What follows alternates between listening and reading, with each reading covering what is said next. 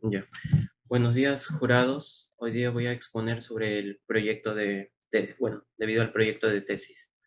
Y el tema es de teleportación cuántica. Hablaré un poco de una introducción breve, un poco de computación cuántica, luego el algoritmo de teleportación. Eh, Hablaré un poco también de la computadora de IBM y al final de los experimentos que pude hacer. Bueno, eh, primero, la teleportación cuántica se ubica en el campo de la computación e información cuántica. Este campo nació por la necesidad y objetivos complementarios que tenían cuatro ramas, con mecánica cuántica, ciencia de la computación, teoría de la información y criptografía. Criptografía es bueno, es el campo, es la rama específica donde está la teleportación cuántica. En este campo que trata el problema de cómo dos personas pueden comunicarse de manera segura, cuando esas dos personas en principio ni se conocen o se confían. Bueno, para eso hay técnicas de cifrado de información y cuando se habla de técnicas se habla de protocolos en esta rama. Tenemos de manera clásica algunos protocolos.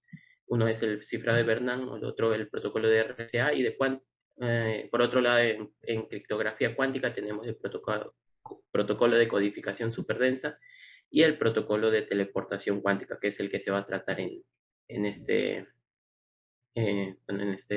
esta exposición. Hablemos del qubit. El qubit es un sistema cuántico bueno, es la unidad de información que se maneja en computación cuántica y este consiste en un sistema cuántico de dos niveles. Por lo tanto, un qubit vive en un espacio de Hilbert de dos dimensiones. Bueno, la abstracción matemática de lo que se tiene se puede ver en la ecuación 2. Se tiene dos estados, un estado 0 y un estado 1. Bueno, físicamente podríamos ver como un estado base, como un átomo, el qubit como un átomo, un estado excitado y un estado base y un estado excitado. Bueno, y se tiene la condición de normalización que se da por los postulados. Bueno, para manipular estos qubits se necesitan puertas. Estas puertas son unitarias. Y bueno, mencionaré algunas cuantas. Una es la puerta de Hadamard. Esta puerta es importante porque crea superposición de los estados 0 y 1, bueno, los transforma a más y menos. Y estos son estados superpuestos.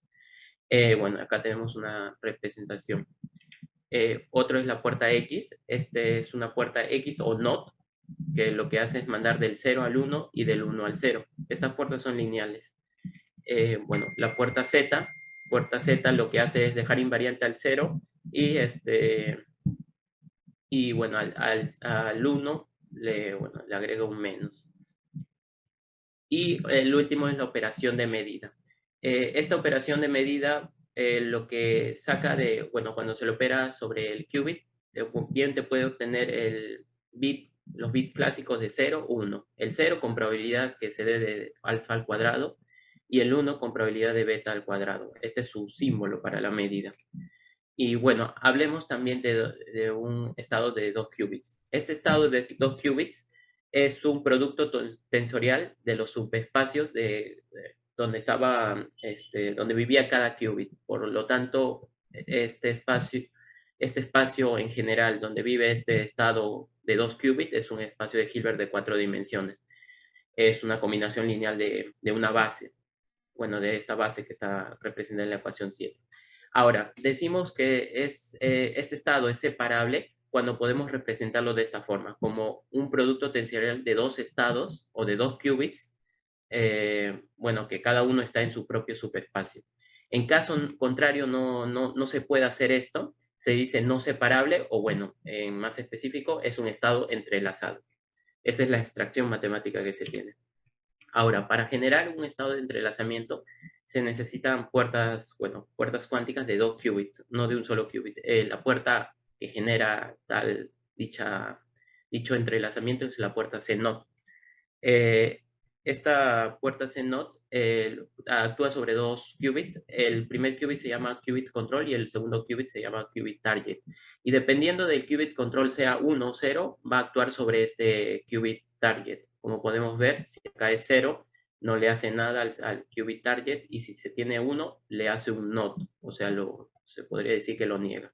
Y acá tenemos en la ecuación 10 como de un estado entrelazado, perdón, de un estado separable, transforma a un estado entrelazado. Ahora, para el algoritmo de teleportación cuántica, nosotros vamos a usar bueno, un estado de Bell. Estos son una base de Bell, bueno, del espacio de Hilbert de 4 dimensiones, donde viven los qubits, bueno, los dos qubits. Y en específico, para generar, tenemos este circuito cuántico, que es un Hadamard seguido por un CNOT. Y ya podemos ver la regla de correspondencia, cómo producir esta base bueno, de la base anterior que se ha mostrado. Vamos a usar el FIMAS bueno, para el algoritmo de teleportación. Ahora, planteemos el problema. Bueno, el problema de teleportación cuántica que se resuelve es, bueno, comencemos por Alice. Alice lo que quiere hacer, quiere enviarle a Bob un qubit, ¿ya? Pero Alice debe considerar algunos problemas que se tienen. Por ejemplo, en computación cuántica, no lo he mencionado, pero en computación cuántica o en general en mecánica cuántica hay un teorema que no se menciona mucho, que se llama el teorema de no clonación. Este dice que no se puede clonar estados cuánticos. Bueno, y la justificación es que si podrías clonar, por ejemplo, tener un estado original, le creas sus clones, mides esos clones y obtendrías información del estado original solo midiendo los clones, lo cual estaría en contra de los postulados. Bueno, eso podría dar un argumento sencillo. Hay una demostración también un poco rigurosa. Pero eso es lo que tiene que considerar Alice. O sea, si envía el qubit a Bob, en el camino se puede perder ese qubit y tendría problemas, pues, porque como no puede clonarlo, lo perdería para siempre. Entonces, ahí es donde entra la teleportación cuántica como una solución. Alice lo que va a enviar a Bob no va a ser el qubit, va a enviar otra cosa, pero el qubit va a desaparecer de las manos de Alice y va a aparecer en las manos de Bob en sentido figurado. Y bueno, y acá podemos ver el circuito que cumple tal cosa. Quiero que se fijen que hay tres cables. El primero y segundo le corresponden a Alice y el tercero le corresponde a Bob. Y bueno, y el rojo, cada vez que vean rojo es lo que le corresponde a Alice. Bueno, acá tenemos el estado que se quiere teleportar y acá tenemos el estado entrelazado que se va a usar. Es la condición inicial. Hacemos producto tensorial y tenemos la ecuación 3. Bueno, y eso es lo que obtenemos. Ahora, Alice, las operaciones que tiene que hacer a sus qubits es un CNOT, un Hadamard. Y antes de tener las medidas, es este estado lo que va a tener. A ver, si se fijan de lo rojo, es los qubits que le pertenecen a Alice. Y bueno, y como pueden ver, cuando hagan sus medidas, Alice va a colapsar en cualquiera de estos, bueno, de estos cuatro estados y colapsando sus qubits, también va a colapsar el estado de Bob. Y bueno, podemos ver que acá se tiene el estado que se quiere teleportar y bueno, acá está un poco modificado.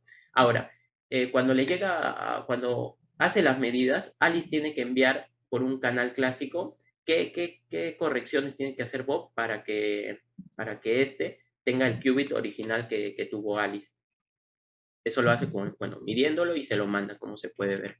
Ahora, y esto es lo que tiene que hacer Bob. Bob, dependiendo de que le envíe a Alice, por ejemplo, si obtiene 0,0 en su qubits, no tiene que hacer nada. Si obtiene 0,1, tiene que aplicar una puerta X. Y si tiene 1,0, tiene que aplicar una puerta Z. 1,1 y tiene que aplicar primero una puerta X y luego una puerta Z. Y así es como Bob obtiene el estado original. Una cosa que hay que mencionar es que acá no se viola que la información viaje más rápido que la velocidad de la luz. Bueno, que se habla de teleportación. Debido a que, por ejemplo, Alice tiene que enviarle información de las correcciones a Bob y en este canal clásico obedece a las leyes de la relatividad.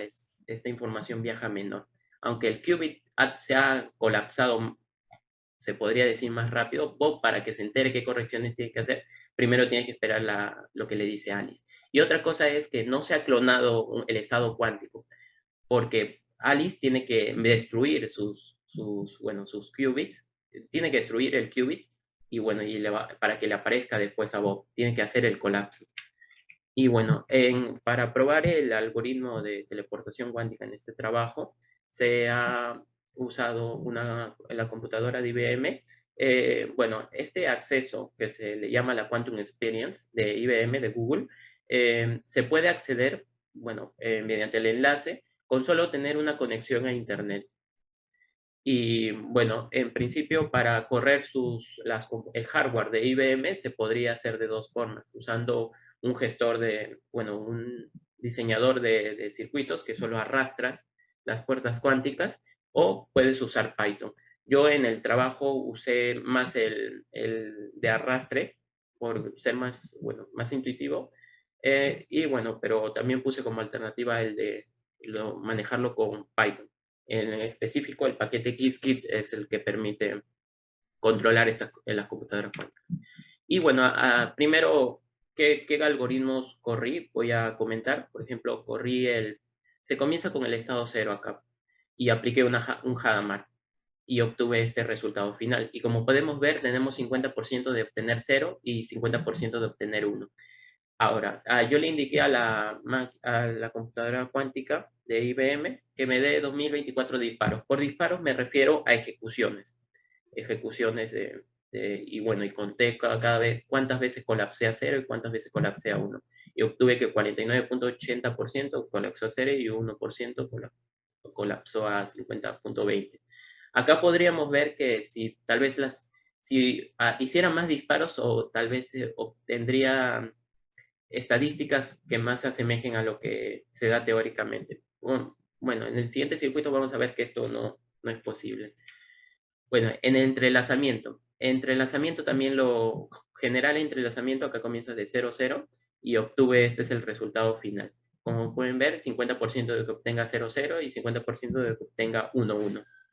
Y, y como pueden ver, obtengo los cuatro resultados. O sea, obtengo los cuatro colapsos. El 0, 0 y el 1, 1 a mayor medida y el 0, 1, bueno, 1, 0 y 0, 1 a menor medida. Y bueno, estos resultados no esperados se debe a que como es una computadora física, esta sufre, bueno, tiene su propio ruido. A esto se le dice que es, bueno, que en la bibliografía dicen que tienen ruido térmico y este produce decoherencia. Esta decoherencia se traduce como que hay unos, bueno, los estados cuánticos se modifican. Bueno, y esa modificación es lo que explica que obtuviera estos resultados no esperados. Lo que uno esperaría es solo obtener 0, 0 y 1, 1. O sea, el ruido térmico es lo que hace estas dos medidas que aparezcan. Y bueno, ahora voy a replicar la teleportación cuántica, el algoritmo, tal y como está acá, lo corro en la computadora. Y bueno, obtengo error. Esto es debido a dos cosas. El primero es que, bueno, para hacer la teleportación cuántica tendría que tener dos computadoras distanciadas una cierta distancia.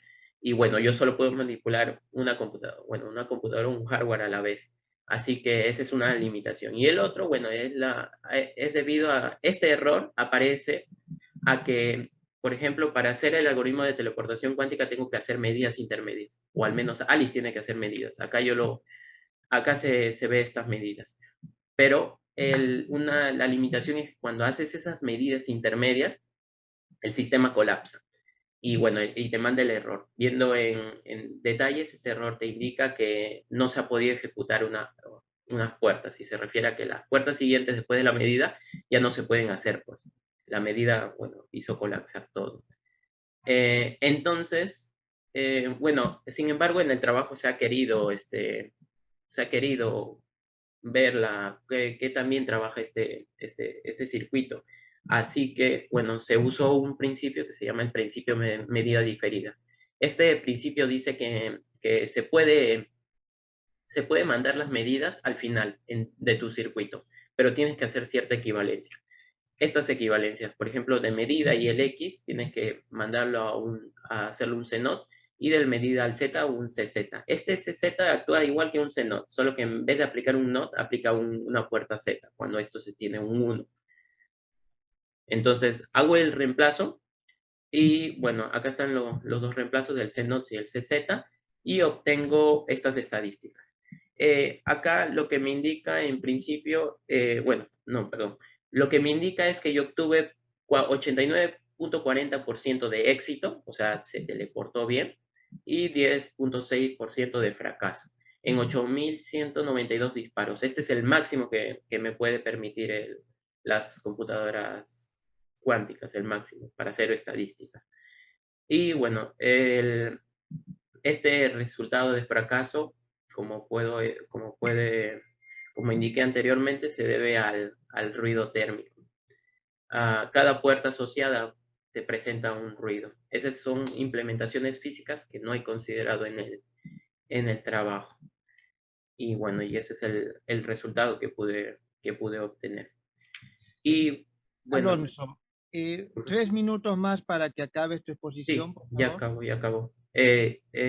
Bueno, y el trabajo final, bueno, en la bibliografía que pude obtener, quiero dar comentarios finales de que, por ejemplo, en lo que me basé en el primer paper que habla de cómo el protocolo de computación cuántica es relativamente nuevo. Este es un paper, bueno, un invitate paper del 2020 que habla sobre cómo el protocolo de la teleportación cuántica es punto clave para el Internet, bueno, la palabra fancy, el Internet cuántico, que solo es un Internet donde la transmisión de información bueno, se envía mediante este protocolo de teleportación cuántica. Y las complicaciones el paper 2 habla sobre las complicaciones de la implementación. Bueno, el punto clave para que se dé la teleportación cuántica es la transmisión bueno, que haya en primer lugar un distribuidor de partículas entrelazadas, o bueno, sistemas entrelazados, que se le dé a Alice y Bob. Y bueno, este paper es del 2010 y se llegó a obtener ese tipo de comunicación en 16 kilómetros. Y bueno, acá la bibliografía que pude usar. Y bueno, quiero agradecer al profesor Charlie Oncebay, que fue mi asesor y que me dio la bibliografía que pudo hacer para que pueda hacer este trabajo. Si tienen preguntas, pueden decirlas. Gracias. Daniel, a ver si comienzas tú con las preguntas, por favor. Sí, claro. Interesante el tema que estás presentando. Y yo que tendría una pregunta con respecto a estas compuertas NOT de las que hablas, pues llega mostrando al comienzo, tiene una forma, ajá, que Ujú, actúan sobre los estados qubits, ¿no? Entonces, ujú. estas puertas eh, resultan ser observables.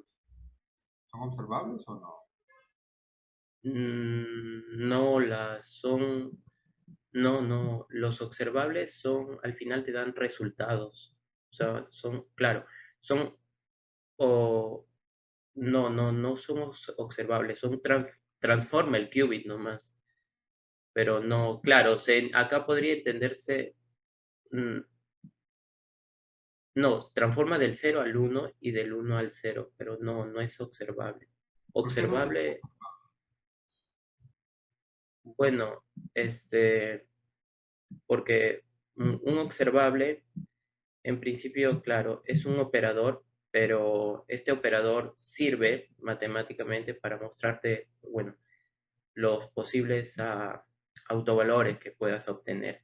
Un observable es la operación que hablé de la medida, que te da el bit 0 y el bit 1, pero este no. Entonces, porque es una operación que se hace, ¿no? Entonces, ¿cómo le hace esa operación a ese estado cuántico? Porque físicamente lo hace, ¿no? Claro. ¿Cómo lo El, hace?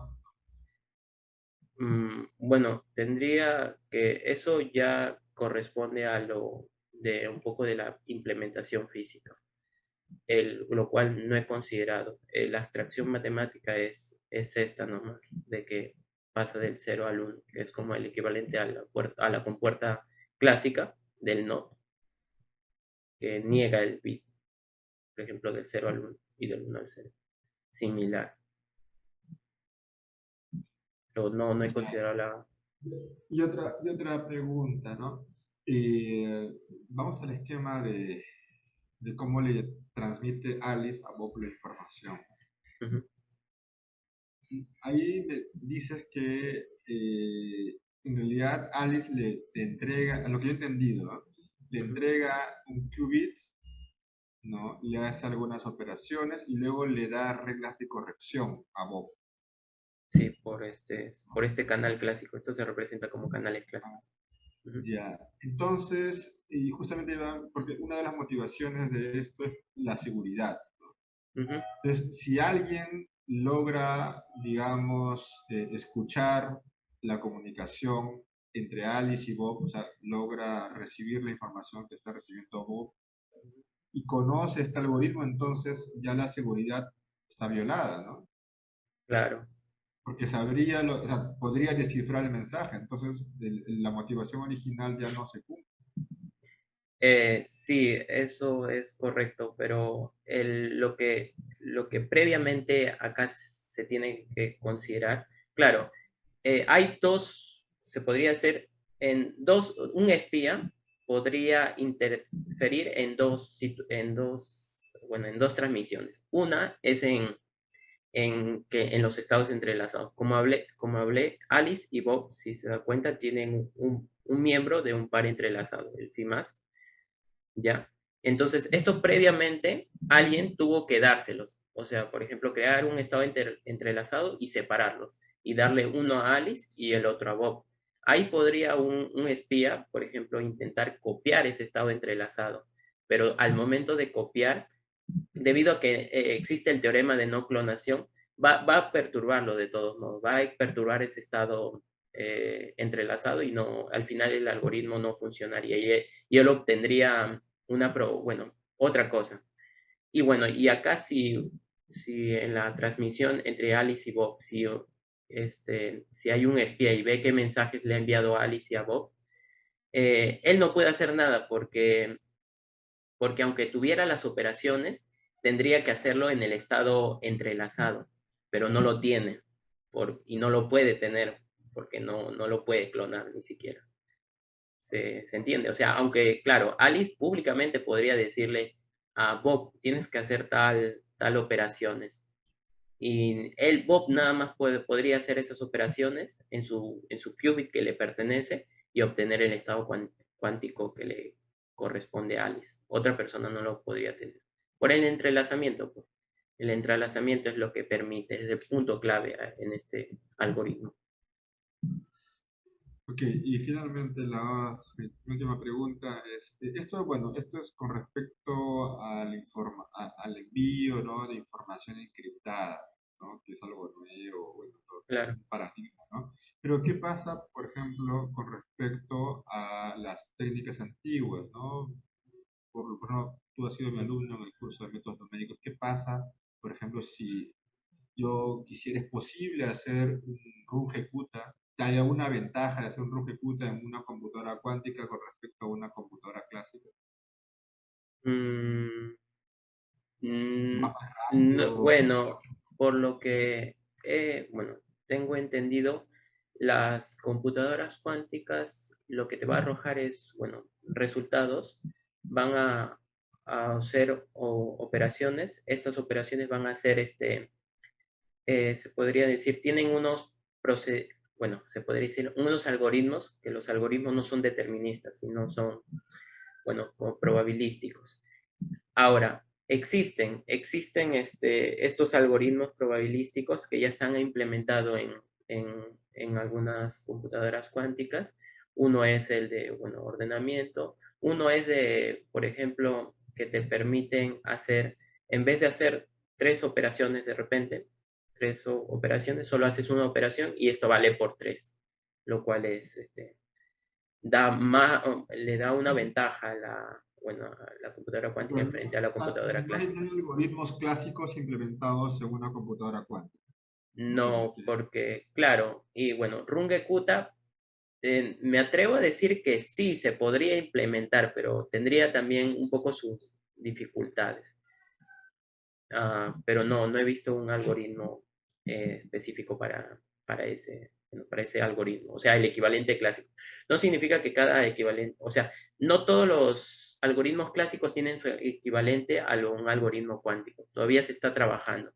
Y bueno, la razón es porque para hacer algoritmos, al tratar con mecánica cuántica, esto no es intuitivo. Se tienen que hacer algoritmos que parten fuera de lo intuitivo y bueno, y tener un poco de, se podría decir, criterio y ver lo que se asemeja. Por eso se va tratando algoritmos pequeños y, por ejemplo, este es de la teleportación cuántica. Y ya después se complican las cosas. Pero sí, Ok, así por ahí por va. mí eso es todo. Muchas gracias. Ujú. Muchas gracias, Daniel. Realmente el tema de la computación cuántica es interesante. En primer lugar, Alonso, un par de observaciones de forma. El resumen de tu informe tiene que resumir el trabajo. Lo que tú has escrito ahí parece parte de la introducción. ¿Está bien? Y eso lleva al hecho de que el objetivo normalmente de un trabajo se menciona brevemente en el resumen, pero se desarrolla, se justifica en la introducción. Y en tu introducción no hay desarrollo del objetivo, justificación por sí mismo, qué es lo que quieres hacer. ¿Está bien? De acuerdo. Solamente es un tema de forma, es decir, tienes que mejorar ese detalle. Bien, tengo, bueno, aprovechando este gráfico, tengo una pregunta o dos preguntas que son la misma en sí. Nosotros sabemos que en mecánica cuántica, cuando realizamos una medición, nosotros hacemos colapsar el estado y tenemos ya un valor, algo determinista, Claro, o sea, algo ya que ya sabemos qué es. Y de ahí en adelante, el resultado ya está predeterminado. ¿Está bien? sí, Entonces, tú cuando haces mediciones acá, tú ya predeterminas un resultado específico. sí, O sea, ahí le estás quitando totalmente la aleatoriedad al proceso. Pero yo veo claro. de que en las ecuaciones que están en la parte de abajo, sigues obteniendo un resultado donde tienes probabilidad de dos estados. Bueno, esta es la ecuación 13, significa esta parte inicial antes de la medida. Bueno, acá se tiene en notación compacta. Y esto es justo como indica acá, el phi 3 es justo antes de hacer la medida. Claro, y ahí cuando se mide ya se da el colapso, pero hay que tener en cuenta que el colapso se da en Alice, nada más. En Bob no ha hecho medida. Y o sea, va a colapsar esta parte, pero el qubit de Bob todavía va a estar indeterminado. Y bueno, y ese estado indeterminado es justamente el estado que tuvo Alice al inicio. Ya. Ujú. Entonces, y ahí viene mi otra pregunta también asociado a esto. Cuando encontraste el error en tu algoritmo cuántico porque no tienes la segunda computadora cuántica, Sí, tú igual haces un reemplazo que claro, ya te lo predetermina. Es decir, tú le estás diciendo, eso tiene este resultado en forma específica. O sea, estás reemplazando una medida por el C0 y el otro por el CZ. sí, Entonces, de nuevo, es decir, tú ya estás predeterminando un resultado. Tú estás quitándole toda la aleatoriedad al proceso y ajá, eso podría implicar de que a pesar de no haber clonación, a pesar de que no se tienen los estados entrelazados, alguien que interrumpe esa señal podría interpretar el mensaje. interrumpe, podría saber. Claro, porque alguien tiene el C0 y el CZ, alguien que esos son transmitidos por canales clásicos, y uno te representa la medida del estado entrelazado y el otro te representa la medida de la señal que está enviando. O sea, ya te podría tener ambas señales o las medidas de ambas señales a partir de Alice. mm, Bueno, como digo, todo lo que haga un tercero, en principio, este CNOT va, claro, va a aplicar acá y se podría decir, va a ver lo que tal vez haya lo que esté pasando por acá. Eso es correcto. Pero como digo, todo lo que haga una tercera persona en este circuito cuántico no va a poder a menos que tenga el estado entrelazado. No, o sea, claro, Pero, va a poder, pero el seno diga, no te da la medida del estado entrelazado. la medida. No, no, no, no, no. El CNOT es una compuerta cuántica. Esto no, este no es, no mide, sino lo que hace, como digo, a ver, acá lo que hace es transformar de esta forma. Por ejemplo, acá se tiene 1, 0 y bueno, y deja invariante este 1 y el 0 lo transforma. Lo que yo hablé acá era sobre un principio que se llama el principio de medida diferida, que dice que, a ver, disculpe, que estas medidas o sea, acá, miren, por ejemplo, se mide, se obtiene un resultado y si es 1, se aplica CNOT. Acá igual, si se obtiene el 1, se aplica Z. En caso contrario, se ignora. Esto se puede reemplazar por un CNOT, pero ya no hay medida. La medida se hace, por ejemplo, se puede hacer acá, al final, si se desea, pero si, o si no. En este caso yo ni siquiera lo he medido. Pero claro, la computadora cuántica igual lo mide, lo tiene que medirlo, pues tiene que hacer colapsar. Pero solo me importa lo que se obtuvo al final para corroborarlo, pues. El, pero no, esto no es una compuerta que mide, es una compuerta que modifica los dos qubits, en este caso el segundo y el tercer cable. Y bueno, eso Ujú. es todo. Sí, está claro. A lo que yo voy es a lo siguiente, es decir, tú estás reemplazando un proceso que deberías de realizar entre dos computadoras por uno que realizas en una sola.